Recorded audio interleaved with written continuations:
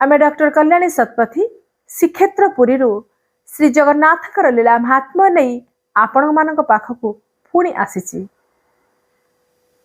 जगन्नाथ कोटि कैबलनाथ विश्व वंदित महाप्रभु जी सर्व दुखर खंडन पूर्वक अखंड आनंद प्रदान करुछंती।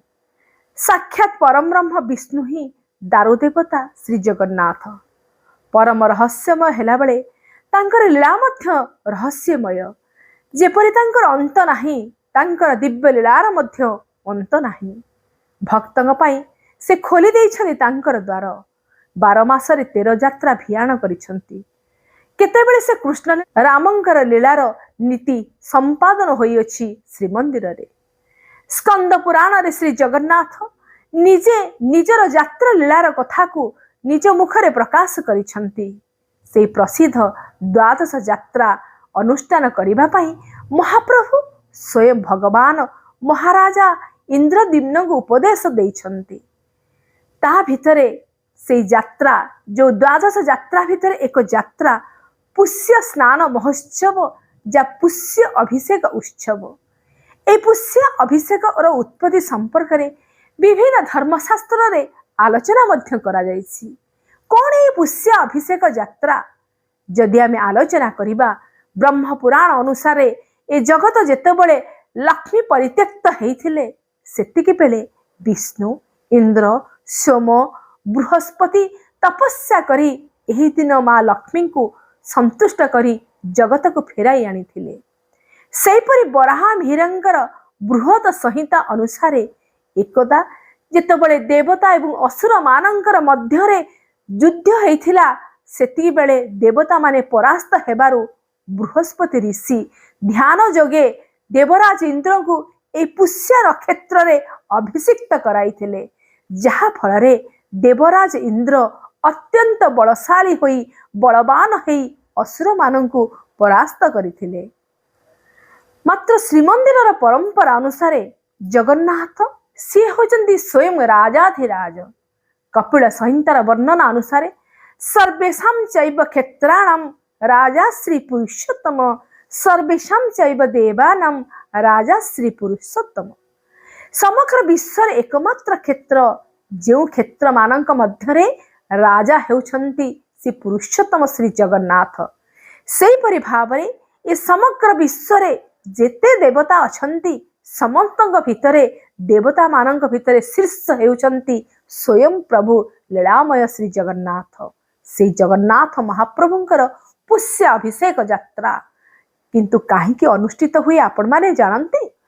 रामायणर वर्णना अनुसार भगवान श्री रामचंद्र 14 वर्ष वनवास रे जेतेबेले जाइछन्ति रावण को बद्ध करी अयोध्या को प्रत्यावर्तन करिछन्ति। ए अयोध्या थिला तांको पई सर्वश्रेष्ठ स्थान जननी जन्मभूमिश्च स्वर्गादपि गरियसी। तेणु प्रत्यावर्तन करिबा परे गुरु वशिष्ठ माता मानक प्रणाम करिछन्ति स्वयं प्रभु रामचंद्र। एवं एही समय रे सान भाई भरत लक्ष्मणଙ୍କ सहित तांकर पादुका को आनी तांक निकटरे समर्पण करी कहिछन्ति हे प्रभु आपण एहा को ग्रहण करी मते गुरु दायित्व मुक्त करंतु। एहा परे गुरु वशिष्ठ जे कि हनुमान को द्वारा भारत वर्षर विभिन्न तीर्थ जल को आनी आजिर ई पवित्र पुण्य तिथि रे स्वयं रामचंद्रंकर अभिषिक्त कराइथिले। एही दिन थिला से पौष मासर पूर्णमी तिथि। भगवान राजा रामचंद्र जेतेबेले राजा होइछन्ति समग्र अयोध्या आनंदर लहरी खेली जाइछि एवं भारत वर्षरे रामराज्यर प्रतिष्ठा होइछि। कारण रामचंद्रंकर राज्य ही जो राज्य थिला राजतंत्र किंतु से राजतंत्र भितरे गोटे सबुठारु बड़ गुण थिला जहा गणतांत्रिक संविधानर अधिकार से देइथिले।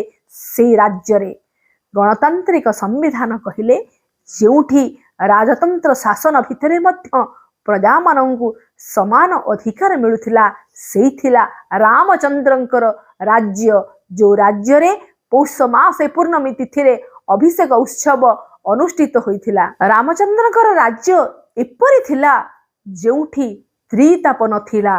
ए त्रिताप कहिले आदि भौतिक आदि दैविक एवं आध्यात्मिक ताप जो क्षेत्र में नथिला ताहा थिला से रामचंद्रंकर राज्य राम राज्य। से पवित्र पौष पूर्णिमा रामचंद्र अभिषेक अनुष्ठित होता। तेणु श्रीमंदिर रे एही दिन श्री जगन्नाथ अभिषेक उत्सव मध्य अनुष्ठित होता है। कारण जो ही राम ओ ही जगदीशा, जी राम सी होछंती साक्षात जगन्नाथ महाप्रभु। तुलसीदासंकर से रामायण रे सुंदर भाव रे वर्णना करा जायछि। तुलसीदास तांकर बालकांडर से वर्णना रे जेतेबेले कहिछंती माँ पार्वती पचारुछंती स्वयं शिवं को शिव शंकर को श्री रामंकर परिचय प्रदान करिबा पई तथा तांकर कथा को जानिबा पई सेतिकी बेले शंकर भगवान तुलसीदासंकर सुंदर व्याख्या अनुसारे बिनु पद चलई सुनाई बिनु काना कर बिनु करई करम विधि नाना। एटी स्वयं शंकर रामचंद्रकर कथा कहूनांती, सी कहउछंती जगन्नाथ महाप्रभुंकर कथा रामायण रे सुंदर भावरे। कारण बिनु पद जहांकर पाद नाही सी होचंदी जगन्नाथ, तांकर पाद नाही से चारिआडू को गमन करंती, तांकर कान नाही समस्त दुखी जनंकर दुख को से सुनी थांती, से परि तांकर हस्त नाही किंतु से समस्त कर्म को मध्य संपादन करि थांती। श्री जगन्नाथ महाप्रभुंकर एपरि स्नान उत्सव ए पौष मासर पूर्णिमा तिथि अनुष्ठित हुए। श्रीमंदिर रे महाप्रभु श्री जगन्नाथकर 3 गोटे स्नान उत्सव अनुष्ठित हुए।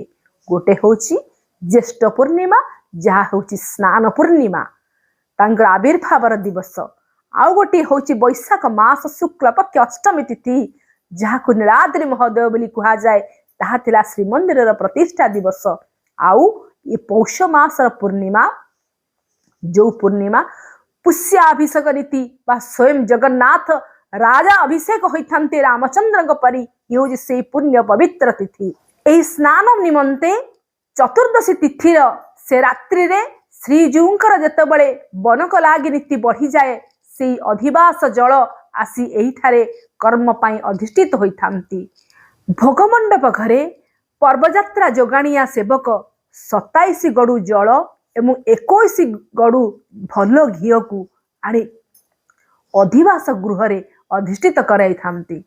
जेपरि स्नान पूर्णिमा रे महाप्रभु को 108 गड़ू जल रे स्नान करा जाए, ठीक सही परी पौष पूर्णिमा दिन सकाळ धूप शेष हेबा परे जगन्नाथ महाप्रभुंकर बेश को मैलम करा जाई, तांको तड़प उत्तरी लागी करा जाए बा बेश करा जाई थाए एवं महास्नान निमंते पूजा ठा करा जाए। सुध सुहार एहा परे रोष घरु अग्नि आनी से अधिवास होइतिबा घृत को गरम करी से जल रे ढाली थांती एवं भोग डाकी जिबा परे एवं एही घृत को एवं जल जहा मिश्रित होइथाए ताहाकु 4 पंक्ति रे गराबड़ सेवक माने आनी रखि थांते रत्न सिंहासन पाखरे। एहा परे महाप्रभुंकर जो अभिषेक उत्सव अनुष्ठित होता है, एठारे एक गुरुत्वपूर्ण प्रसंग हेउची जे ए जो अभिषेक उत्सव अनुष्ठित होता है 108 गड़ूर जो जल एवं घृत मिश्रित ताहा केवल जगन्नाथ महाप्रभुंकर निकट रे होता है बा दर्पण रे स्नान अभिषेक उत्सव अनुष्ठित होता है।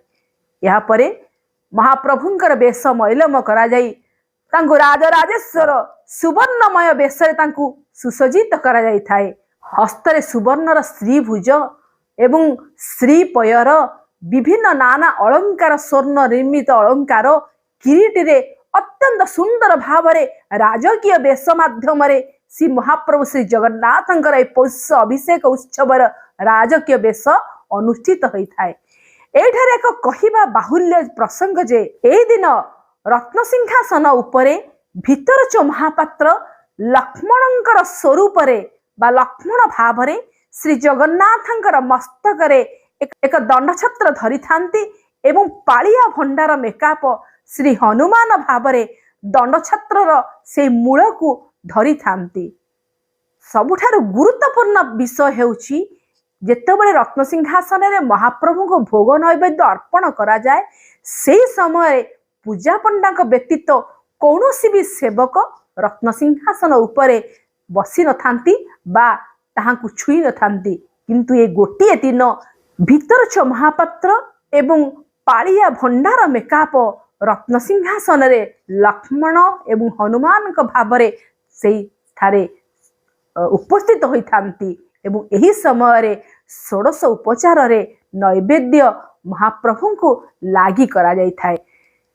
ये होचनी जगन्नाथ जी विश्वर देवता गणमानकर नाथ जगतर नाथ। ए कली जुगरे समग्र विश्व से शांति मैत्री प्रीति को प्रदान करबा पाई एठारे निजे से अवतार नहीं जगन्नाथ महाप्रभु। से पौष मास अभिषेक उत्सव अत्यंत दुर्लभ उत्सव कारण तृतीयार से रामचंद्रंकर जो नीति बा से स्मृति रे कारण जो ही राम ओही जगदीशा से नीति रे श्रीमंदिर रे पौष अभिषेक उत्सव अनुष्ठित होता है। जय जगन्नाथ। मो कथा जदि आपण मानको भल लागिला तेबे मो चैनल को तुरंत सब्सक्राइब करंतु, लाइक करंतु, गोटे छोटिया कमेंट दियंतु एवं आपण मानकर प्रिय बंधुजन मानकु शेयर करंतु। जय जगन्नाथ।